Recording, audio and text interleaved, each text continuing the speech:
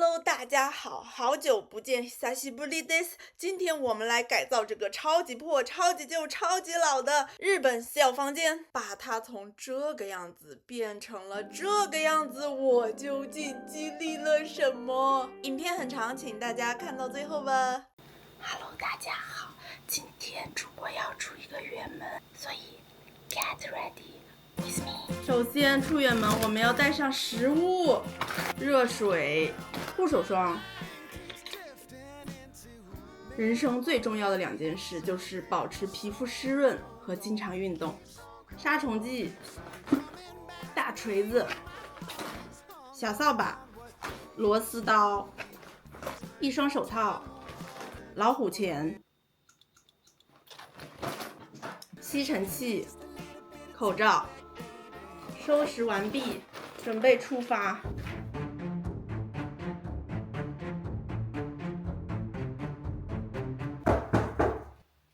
お邪魔いたします。失礼いたします。开始改造2楼了，耶！首先呢，就从这个201和室开始。这是一个很标准的6榻榻米的和室，然后一览无余，没啥好看的。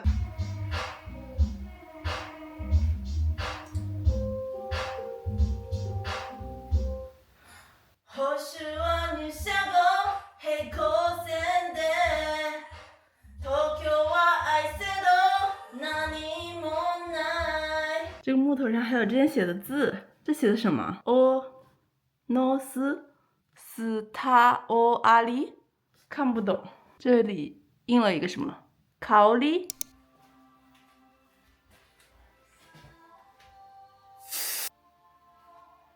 可恶，去哪里了？哎，原来你在这里啊！你这个笨头苍蝇，太可怜了，去死吧！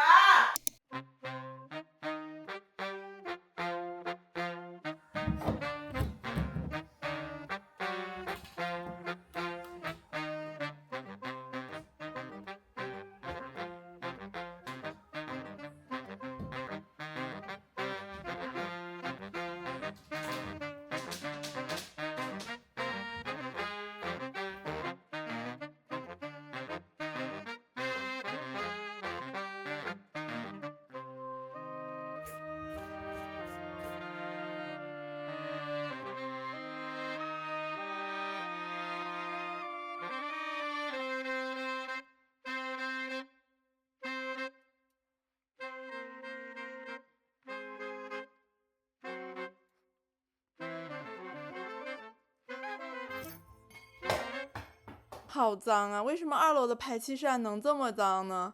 难道有人在这个屋里吃寿喜锅？这个房间太久没有使用，到处都是灰。虽然看起来其实没有那么脏，但是毛巾一擦下来，全都是黑色的。窗帘也不知道是几百年以前的，它已经从那种布的质感变成了某种塑料的质感，然后一碰就掉渣子。整个窗帘就是快要崩塌了的感觉，所以里里外外每一根木条我们都要把它擦干净。如果仔细看的话，你们会发现这个木头窗户的框也是歪的，这个窗户是关不紧的，它左边有一条缝，这个就得等之后换内窗的时候由别人来调整了。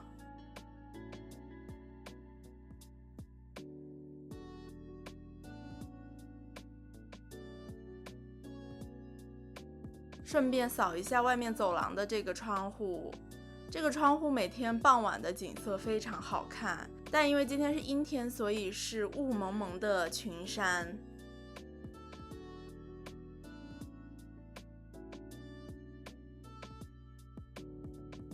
OK， 继续打扫卫生，继续擦墙面。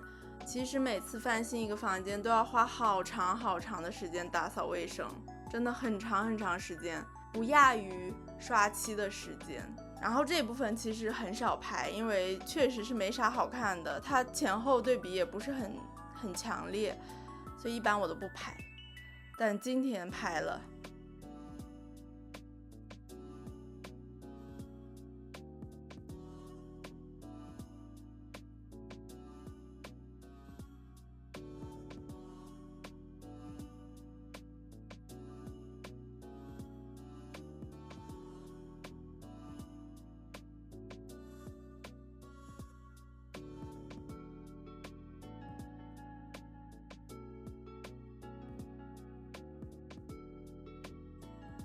终于擦完了，看着一缸子黑水。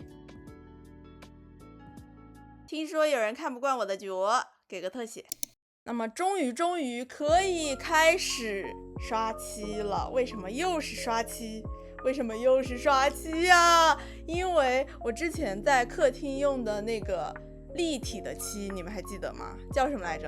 努鲁卡贝卡咪。那个努鲁卡贝卡咪当时一大盒没用完，只用了一半，还剩大半桶，也不能扔了呀。我就想着，要不然就给这个房间用了吧，能涂多少墙就涂多少墙吧。然后因为呢，这个东西它的质地跟普通的油漆不一样，它的质地更偏向于腻子，它有点像刮腻子的感觉。所以呢，我这次就用那个小铲子，那叫什么来着？小铲子啊，刮刀，用刮刀上的这个漆，它不管是质感还是出来的效果，都跟之前用的那个漆石非常的像。但是漆石那个东西，它是搞到衣服上随时可以洗掉，搞到地上也可以洗掉，然后洗柜还可以除湿，还可以吸臭，还可以这那的一堆功能，比这个油漆好多了。然后我涂这个油漆的时候，我就在想，我到底为什么要买这个油漆啊？我到底为什么要买它？这么难涂，然后遮盖力其实说实话就挺普通的。你们可以看出来，我涂了第一遍之后，它其实还有或多或少的盖不住的地方。反正就是后悔，但是就剩的那半桶还是得给它用完嘛。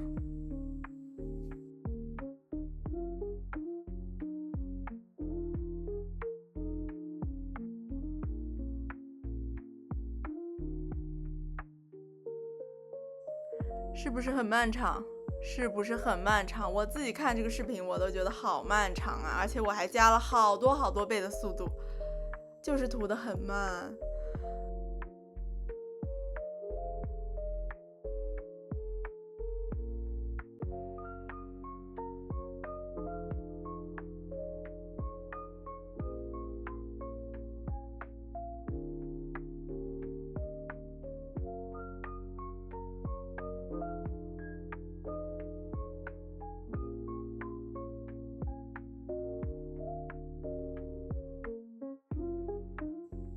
然后这个盒式呢，因为它是被木条分成一个小格一个小格，每一个小格涂之前都要贴那个叫什么来着，养生胶带，每一个小格都要贴。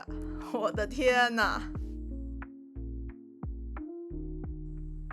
最爽的就是涂完一个小格之后，把这个胶带撕掉的瞬间。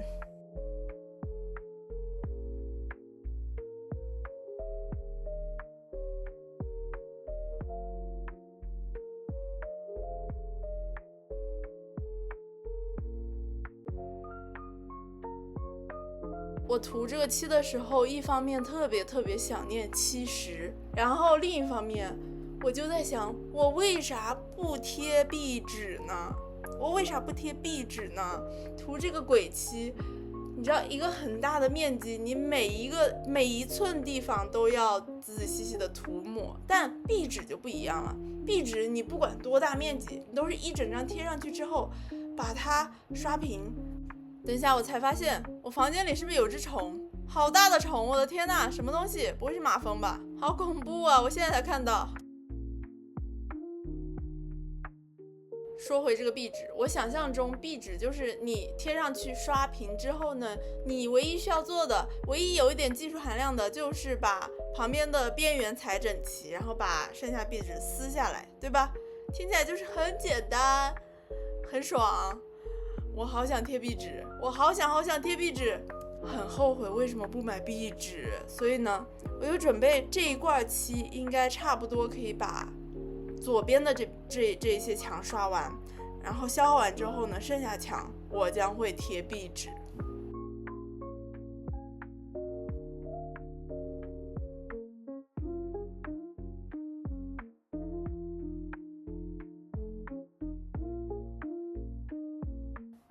哎呦喂，您猜结果怎么着？这漆啊，它不够，真的很烦。它刷到最后呢，左边这些墙就是又刷了很多了，然后又不够。最后你们知道发生了什么吗？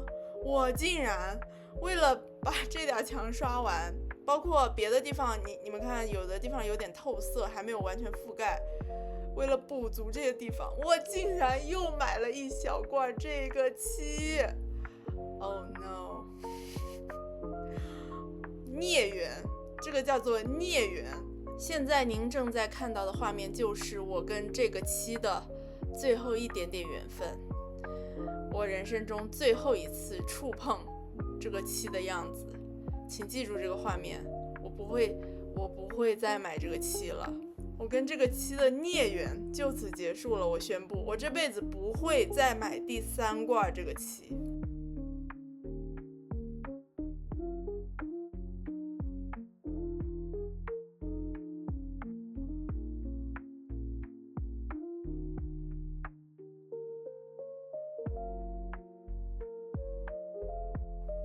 然后就是最后一步，用剩下的漆把墙上这些看起来颜色不够饱满的地方，还有一点露出之前颜色的地方再盖一层。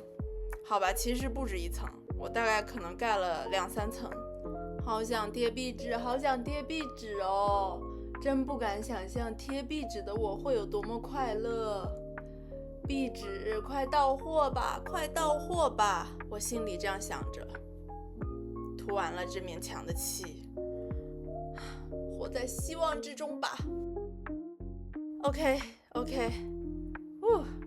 最后一点，最后一点，真的是最后一点了，加油加油加油啊！我自己请你加油，坚持就是胜利。刷漆太自信的后果就是搞到了窗帘上，赶紧把这个窗帘卸下来去洗了。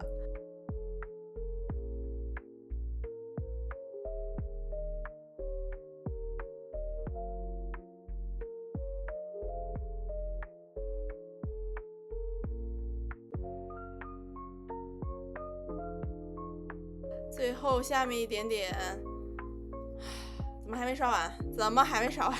可以了吧？可以了吧 ？OK， 终于刷完了。看看今天的晚霞吧 ，so beautiful, so beautiful。预约了榻榻米的师傅上门，然后我这次没有换全新的榻榻米，只换了一下榻榻米的表面。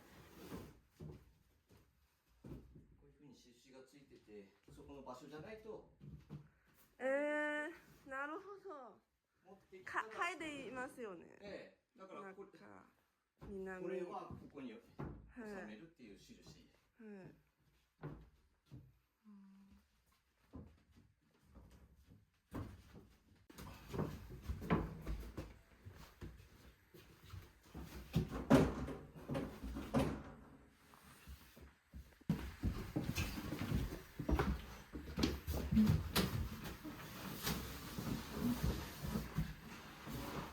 我刚才说能不能换好表面之后，按我自己想要的方式摆这些榻榻米，因为这里有一个半叠的，我想让它在中间，他说不行，因为榻榻米每一个都是有微妙的大小不一致。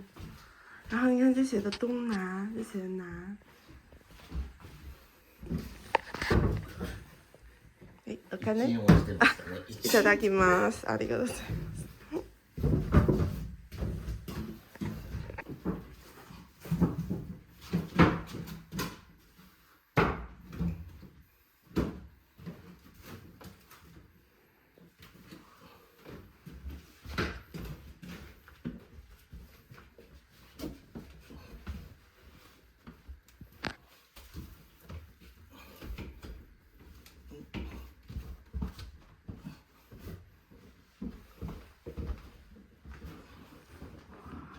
人家累到气喘吁吁，感觉好抱歉。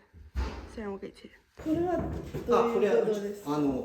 畳は均等の平らじゃないので、厚さ調節するのに前の畳屋さんが入れたんです。なるほど。もう全部同じ高さじゃないし、床も高い低いあるので、こっちの畳が来たらこっちの方が低かったからこれを中に入れて畳の高さを合わせた。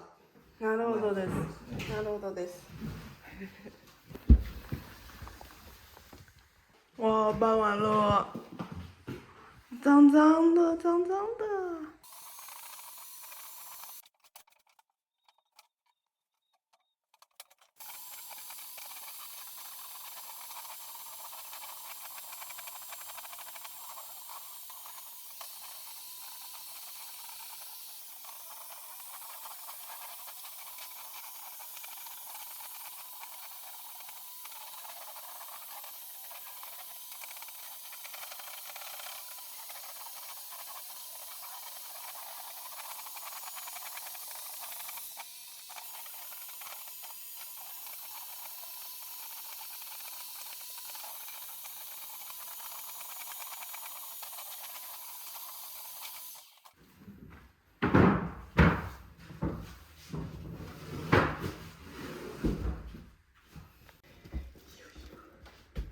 然后师傅跟我说，这些表面的草都是中国南方的草。然后我说我是中国人呢，师傅就说哦，那这个是你普鲁萨托的味道。我说你说的有道理啊，虽然是和式，虽然是日本房间，但是是中国味道。いい匂いですね。あ、そうですか。ゆうさんは超累，这东西超重，这东西超重。体力活啊，真是不好意思。没想到这个旧的榻榻米换了一个表面的垫子，就变成这么新了。我们看一下这个，很新哎，看不出来是旧的。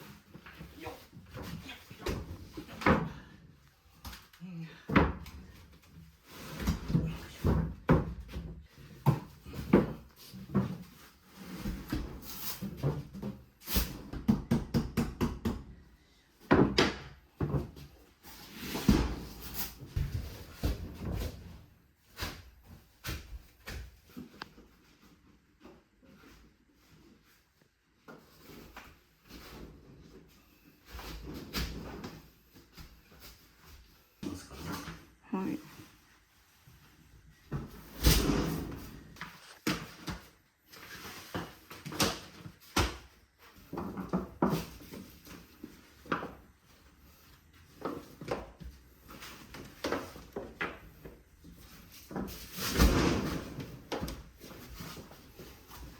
真っ平らよりもほんの少しこっちの方が低い方がいいんですよ。はい。こっちと同じでなくてこっちの方がちょっと低い方がいいので、このぐらいなんで。はい。黄色くなるのは日焼け何年ぐらい？何月ぐらい？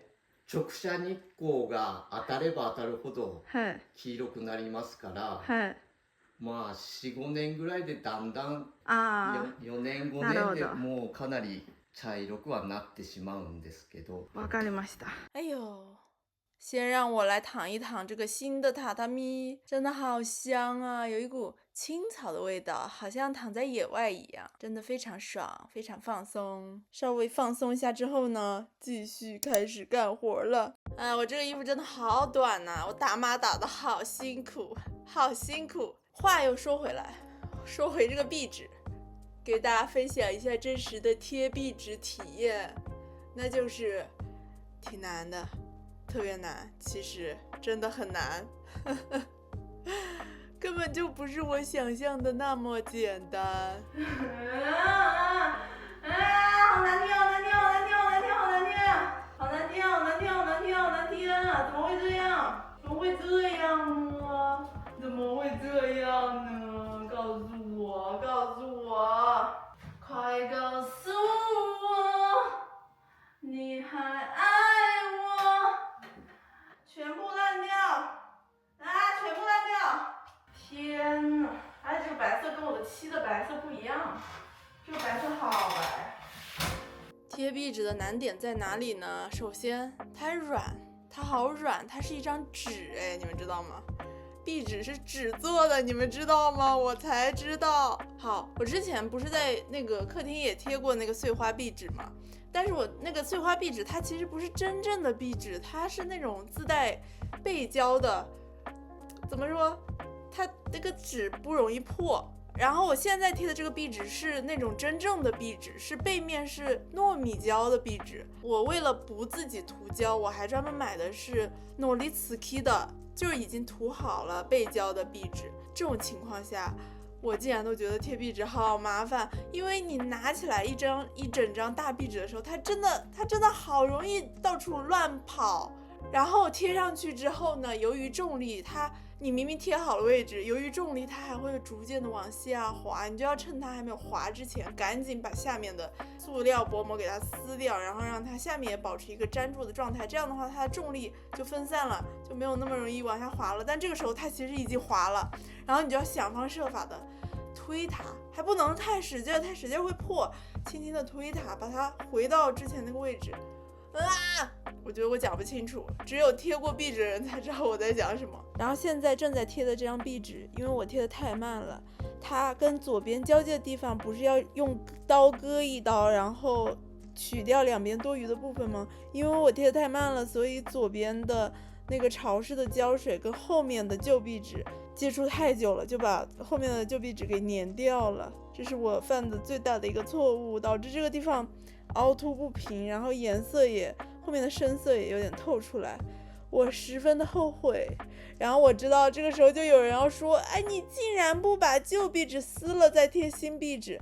它这个房子的旧壁纸都是跟着那个板子一起的，它当年不是先有的板子再贴的壁纸，而是这个板子和壁纸是一个整体一起钉在那个墙上的，所以旧的壁纸基本上是没有脱落的可能性的，所以往下撕也是非常非常难撕。如果真的要撕的话，我都不知道要撕好久，所以我所有的壁纸都没有撕，刷漆也是直接在壁纸上刷，然后现在贴这个新壁纸也是直接贴上去的。并且这次我贴壁纸还有一个感悟，就是一把锋利的刀实在是太重要了，但是我没有办法解决这个问题，因为我发现不管我用多锋利的刀，我用一把新的刀，在我割到第3下的时候，它依然会变得不那么锋利，然后我的壁纸就很容易被那个刀带着变成那种撕扯的破口。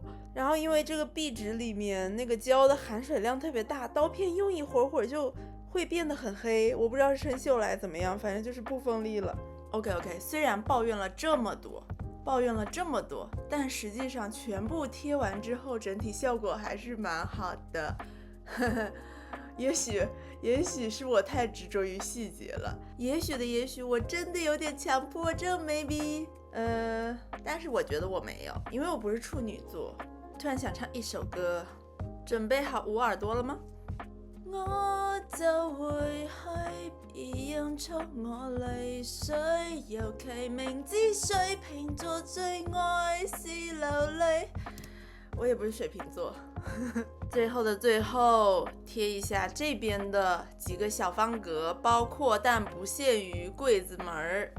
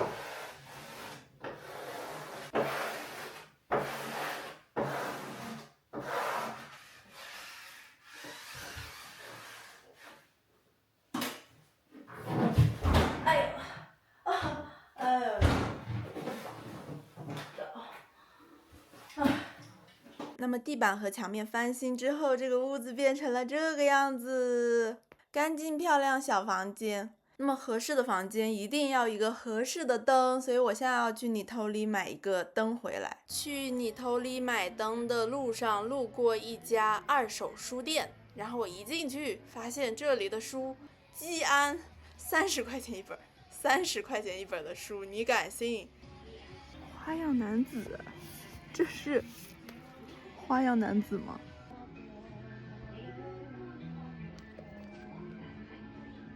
这家店也太搞笑了。就是我买了这么多书，然后呢，我去结账的时候，那个店员说我们这儿只收漫画书。我说啊，我说啥意思？他说我们这儿只收漫画书。我说啊，我这是要买书。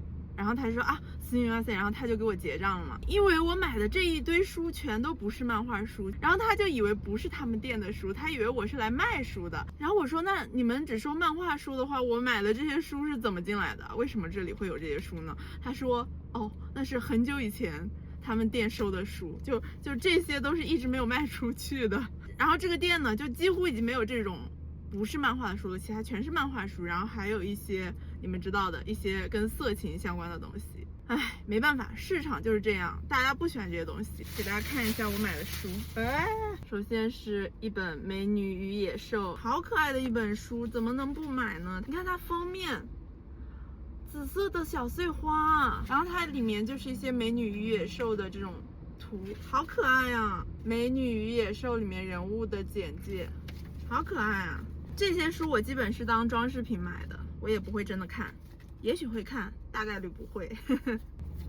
然后这本小书是不是很好看？这个配色，这本叫《ご機嫌な気分になるための50のレッスン》，就是让自己心情好的50个小课程。立ち止まった悩んでしまうなら歩きながら考えた方が快適。如果停止不前，感到烦恼的话，一边走路一边思考，要更舒适。说挺有道理的。然后是这一本，主要是看上它配色了，感觉很简约的一本书，这种渐变配了一些手写的字体。这本书叫什么？跨越苦难的方法，厉不厉害？看了这本书就能跨越苦难呢。小猫的幸福生活。这本书好像很旧哎，我看一下这本书是哪一年的，平成9年。然后这个书呢，就是讲怎么养猫的，包括如果你养猫了的话呢，你的这个房间卫生要怎么做，好可爱。上面有很多这种手绘的小猫画，在世界中心呼唤爱。这是一个日本电影还是日本电视剧啊？我不记得了。它这里是一个很大的、很留白的照片，然后它的标题就这么小一点点写在这里。我觉得也挺有意思的。然后呢，是一本《兔之眼》，这本好像是一个长篇小说。估计我也看不太懂。我买这本主要就是因为它的名字非常的简约，然后它放在那个杂乱的书架里面啊，就这么简约的几个字，然后又很言简意赅。兔之眼引起了我的注意，所以我就把它买了。然后呢，是2本翻译的西方的书，这本是匹诺曹的冒险。然后呢，我买这本主要是因为这一本里面有很多这种插画，我觉得这里面这些插画还蛮好看的。然后最后一本呢，法布尔的昆虫记。然后买这本呢，也是因为这里面有很多昆虫的画，这是一只蝎子，然后还有什么螳螂、蜘蛛，不过蜘蛛我们家就有很多，可以看实物。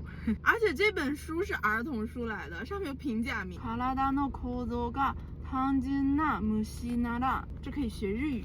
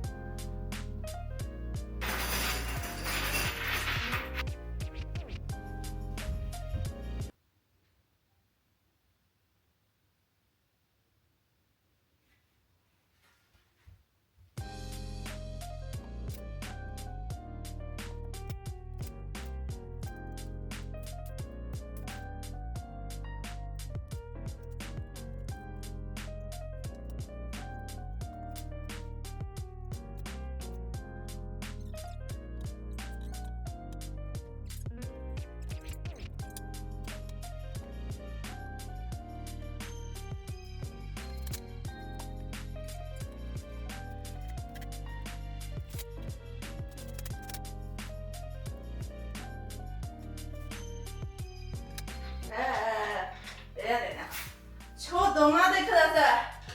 放反了，这个板放反了。我就说咋回事儿呢？完成，还没有买床垫，哎，有点硌屁股。这个床放进来之后呢，这个桌子就真的是又大又丑了。不行不行，我接受不了这个桌子，取缔它。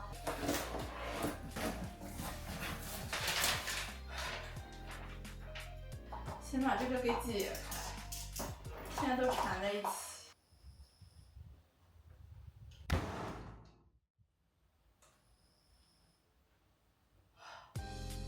吓我一跳。